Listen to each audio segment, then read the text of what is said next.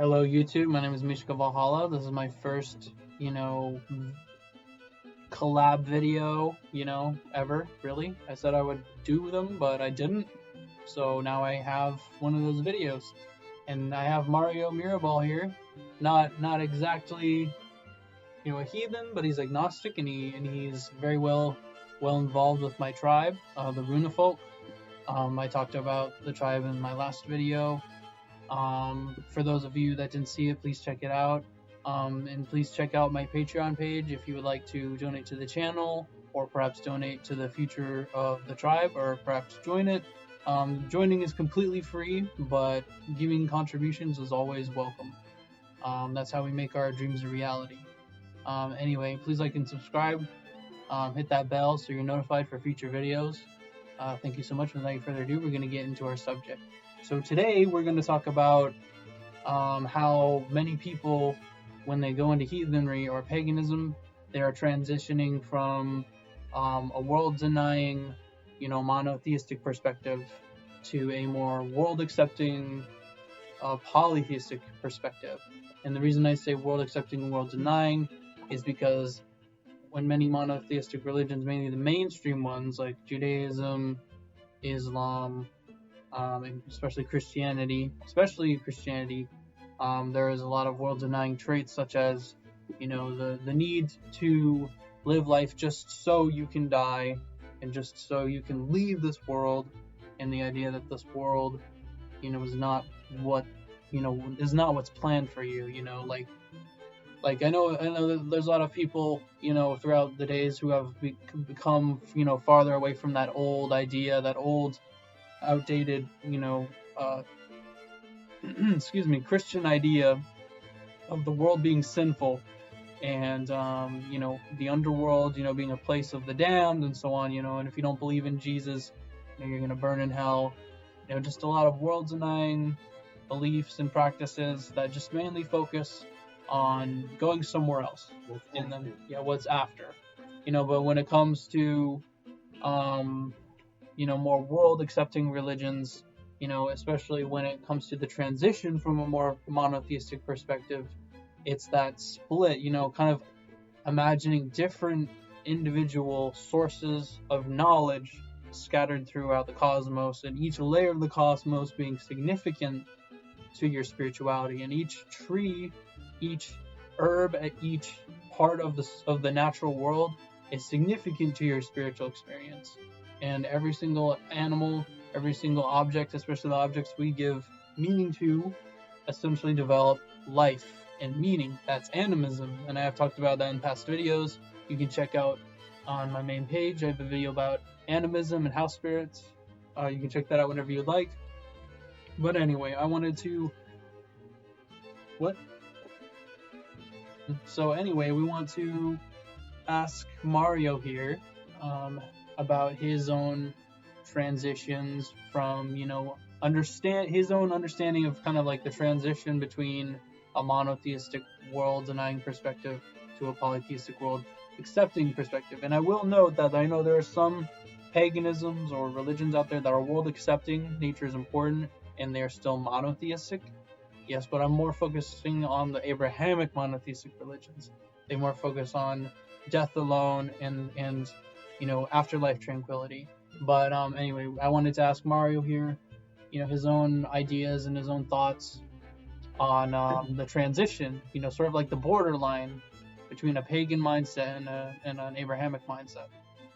Well, in reality, it begins a little bit earlier than Abrahamic faith. Fundamentally, you have to understand that in history, it was a transition away from, paganistic beliefs. And so this leads to, of course, that obfuscation that occurs. Essentially, you have to understand that when you're going from an agrarian, let alone a hunter-gatherer society, and you're transitioning into a more industrial, semi-industrial society, aka, a society around cities and, of course, around agriculture, the seasons become more relevant. You can observe that by the fact that, in the more developed primitive religions, the prominent god is the god of agriculture, or the god of the harvest. Especially in ancient times. Yeah. No, even in modernity. One of the most important gods in Santeria is actually the goddess of the harvest, of birth. Or at least her, yeah, no, her interpretation via saints, Santeria. There'll be a video in the future about it. Yeah, there's a lot of Santeria here in Miami. It's essentially a very paganistic, Caribbean type religion. It does focus, on many different gods and spirits like It's paganism. syncretic faith Yeah. that fundamentally utilizes Christian iconography and rhetoric to present a polytheistic point of view. And that does appear actually even in European history with the idea of the Trinity. That is a European concept. But what's also European. The saints. Yeah, especially the saints I will mention, especially many of the Russian Orthodox and Serbian Orthodox. All those different European saints. Many of them. Catholic Church. Yeah, especially the Catholics. The Catholic churches. That's like the saints were many of them were inspired by pagan gods, but some of them obviously were martyrs. But those were usually later additions. They started to venerate, like Saint Michael. Or Saint George, Saint Michael being an angel, or Saint George, being literally the embodiment of Hercules in the Catholic faith, pretty much, because Saint George is also compared to Perun in the Slavic paganisms. When Slavic paganism was transitioning to Russian Orthodox, the Slavic traditions transitioned to their conversion to a more Christian idea.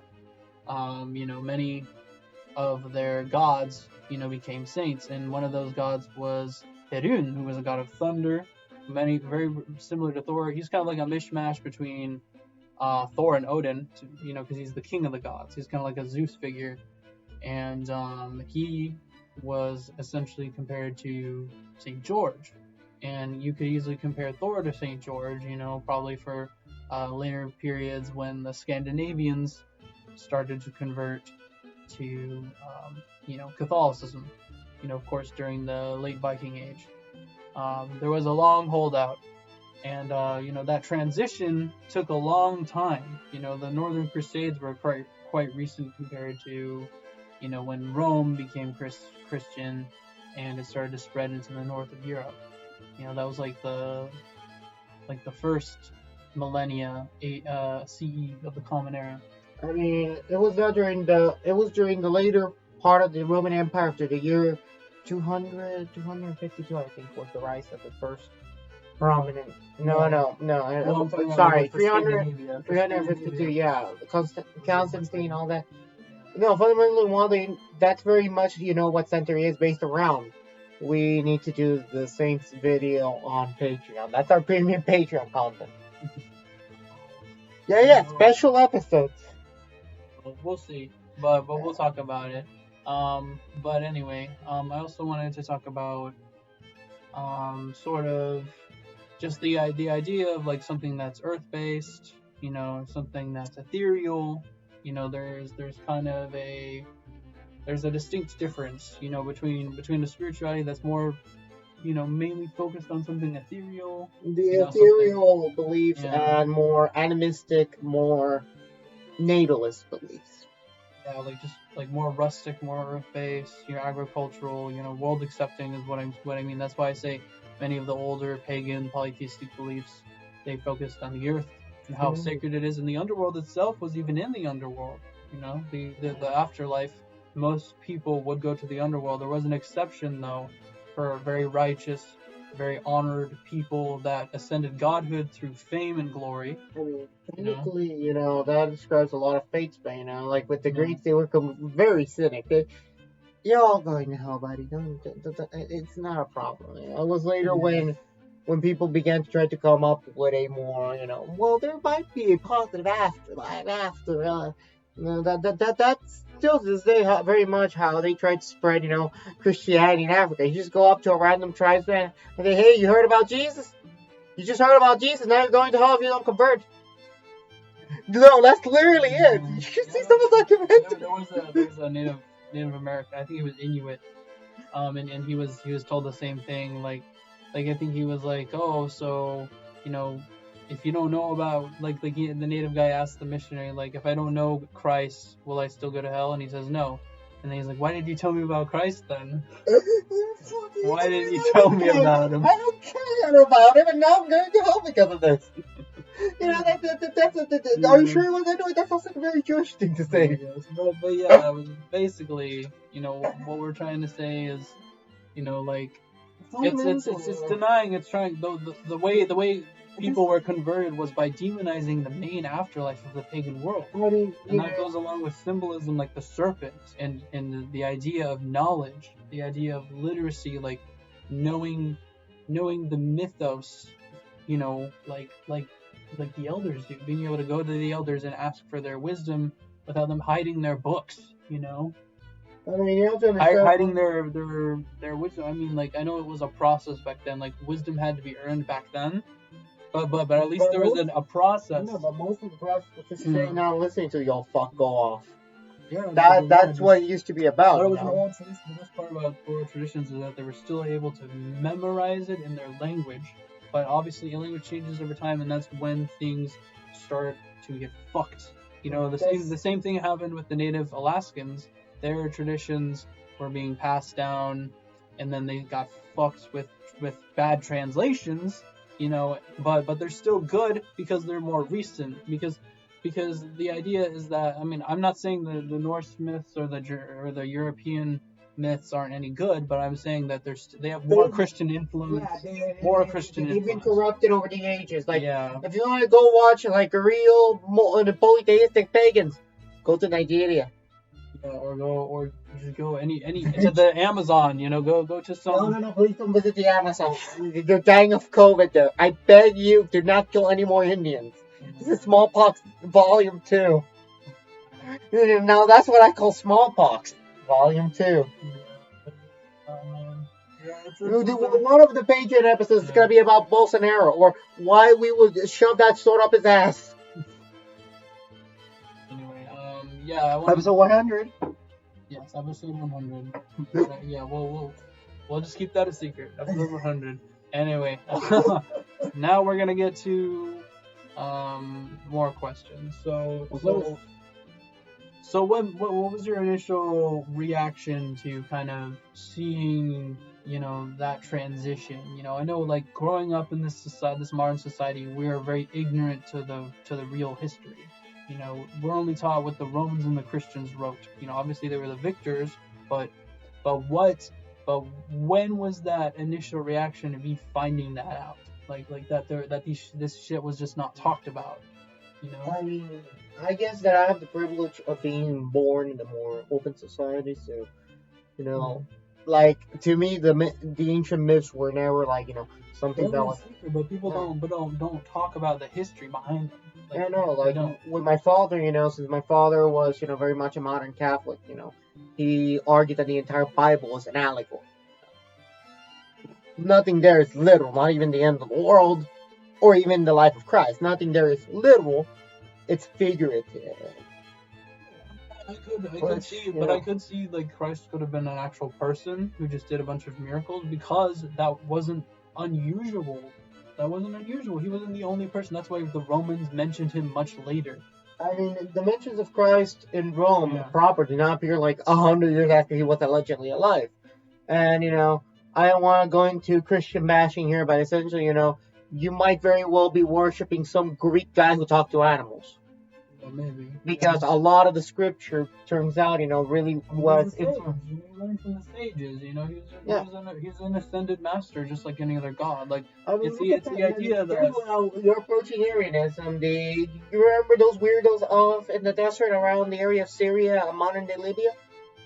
No. It's actually pretty interesting because the influence of the, you know, what should I say this? The Semitic pantheon, where the gods do not breed with men, and men cannot breed with gods, was still very omnipresent. And so fundamentally, you know, to a lot of these people telling them, oh, this guy's the son of a god, you know, they didn't jive with them the way it would jive with the Greeks or would jive with the Romans, you know. To them, that was sacrilege, you know, and they would probably murder that guy for that. So there was this pastor, Arian of I don't give a shit, who kind of had a major church in the Middle East. at that time. And so essentially this church, what they argued was that Christ was not like holy. Christ was not the Son of God, but he was indeed somebody who was magical, who was special. Fun fact, this is the guy Santa Claus killed to earn his sainthood. Yeah. Are we talking about Saint Nicholas? Yes, Saint Nicholas. What about Saint Nicholas? Of Nicaea. And you know why he earned his sainthood? What? It said he is arguably the saint of a belief. In other words, he was crowned saint based on the fact that he defended the sanctity of Christ and his godhood in the Council of Nicaea.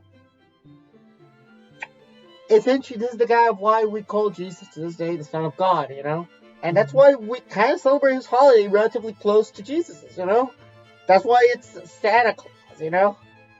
And of course you Patron got, saint of prostitutes. and then of course you got the modern representation of Santa Claus, which was made by the Coca-Cola company with the red suit. Yes. And it was a guy that literally just went to Sweden and saw the stories of Yule with Odin on his 8 legs, and then made 8 reindeer, and then just changed Odin into this fat, jolly. Oh no, he's not Odin. Guys, that's not Odin. That's Saint Nicholas of Nicaea. Why is he? Why does he have a beard? I don't know. Well, I think he had a beard, but like he didn't look Why like does he this have a big white pale beard? guy. He wasn't this big white guy, you know, in a sleigh, you know, with 8 reindeer, white 8s, you know, white 8 reindeer, 8 legs of Sleipnir. I mean, Rudolph's red nose was also based on some story where some boy saw the blood on Sleipnir's nose or something like that. It's all major interpretation, you know. It has nothing to do with the And saint. then Yule, during Yule, Odin is the Yule father, and so he is celebrated when he goes on the wild hunt. The wild hunt is when he and the rest is dead. Yeah, and it's still celebrated. Wait! I thought the Wild Hunt was the last Witcher game. No. Well, okay, let's history lessons. Mythology lessons. The wild hunt. I know. The wild hunt, you know, is talked about all over Europe. Different figures, but all of them are known to hold a spear. The Norse and Germanic people believe to be Odin, you know, leading the wild hunt, the restless dead, across the land during Yule, and that's during the winter season when the dead are more active, you know, and then that's that world accepting idea that when things are dead and still, that's when the dead are most alive. You know, when things are more thriving, things are more bright, that's when, you know, the living, you know, are more, you know, active. You know, that's when we're not sleeping in our beds most of the time, or eating our food supplies, you know, or when the animals are hibernating. You know, the living, they rest. You know, they contemplate. I mean, you know, it's all a very integral thing. You know, you always have to remember that. You know, again, and I hate to bring up other YouTubers because we don't have enough clout to help them, so it feels like we're collections. But there was a particularly important one, Renegade Cut. You know, Renegade Cut? Renegade Cut is a cinema critic, and one of the things he actually did was a very thorough, very political critique of the, what's the name of this one? The Left Behind trilogy. Like, the Tim LaVey bullshit where Rapture happens, you know. And in that video he mentions a very interesting thing, and that is, you know, about how come, you know, these very Christian, very religious people, they are global warming deniers. And he says, and take that time that we're mumbling to go watch that one part. We'll put the time code down there. Essentially, you know, in that he argues, you know, that the sky above us we don't have to care about it because it really is a fake haven. It's really hell. It's really hell. You know, and this is some guy from fucking Oklahoma saying, you know, sky is not the real heaven. You know, that's just hell. The real sky, the real heaven, that's amongst stars. I'm telling you, you know, Mormonism was a naturally occurring religion. Aliens were gonna happen in this thing eventually. Yeah. Well, off the subject of Mormonism, I think before we end this video, we should definitely talk about sort of my own transition, you know, to heathenry. You know, it's been a long ride. So basically, you know, it started, you know, obviously at a very young age. I started to read the myths. I started to see pictures of Odin, and obviously that was very familiar to me. And then over time, I started to learn about different organizations. But obviously, I didn't tap into that until I was, well into my first year of high school. First year of high school. After my birthday, that was when I fully committed. That's when I started to get a Mjolnir, a Freya pendant, and I started connecting Freya. And it's just obviously that transition was very, that's very young, something that's cultivated, at an early stage, but and something that still needed a lot of progress. Something I needed to learn a lot, and I still do. And that's what I love about a world accepting mindset is you're still giving into the science. You're still giving in to the myths, but you're also recognizing where the myths coincide with the science and where they're metaphorical. And so that hit me obviously at an early time when I started to really commit to heathenry. When I started to look into my own heritage, my own lineage, the idea that the gods and our ancestors, they're one with us, they're close to us, and the idea is to just follow your roots, and your roots are connected to the earth, and that the earth is accepted, and that the underworld, is not a bad place, and that the heavens can still be a place for the afterlife, but it's about devotion to certain gods, like there's so many different afterlives, that I learned about when studying the lore, and it's cool to know that freedom and that able to pick and choose on that single path. Like I know that there's eclectic people, who they basically they go through a lot of stages, where they pick a lot of so eclectic people, they pick a lot of different gods from different traditions, but even if you pick one tradition, there's still a lot of gods to choose from. There's still a lot of traditions to choose from. I know that's my cat. Bring him in. No, I'm not gonna pull her out. But yeah, that's Bella. Many of you have met her. Hey, how's it going? But yeah, so where was I? Eclectic people. Yeah. But yeah, so on my path, on the path of heathenry, so many people can practice it so many different ways, honor different gods. And what's interesting is that many of our gods are jacks of all trades. They have so many different things they represent. But yeah, but now she's gone. But yeah, there's so many different ways to practice the tradition, and as I was learning that, I still had to separate this idea that it's heavenly focused. Spirituality is focused on the heavens. Like even then, you read the Prose Edda and you watch just videos, random content on Norse mythology, and then it just starts talking about, just this dark underworld, that's just full of depressing, boring things. And that's that's a later edition. That's the better underworld. Those are the better ones.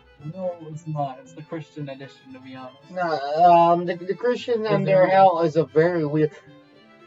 Arguably, one of all the future episodes is actually going to be on the topic of hell. I already talked about the afterlife in one of my past videos. Yeah. Sorry. But yeah, maybe. Yeah, we'll talk about other things because there's a lot of different afterlives in heathenry. But yeah. So did you have anything else to add? So what I was saying about there's just like separating that that focus on the heavens, and finding a balance. Yeah. The abstract, and the focus on the material. And the focus on the material and accepting its significance rather than just denying it as something. Something to be shunned away from, something that is evil. Because it's ironic because the Catholic Church is still begged for money. Gold is evil. Now, when there's all this, all the gold. I mean, if you give it to Jesus, you're fine. You go to heaven. That was the political move back then. That was back then. Really interesting, but I mean, this future episode of hell because actually the myth of hell actually is born out of a book where another big myth is born from, and that is the the myth of paying to save your soul. Dante's Inferno.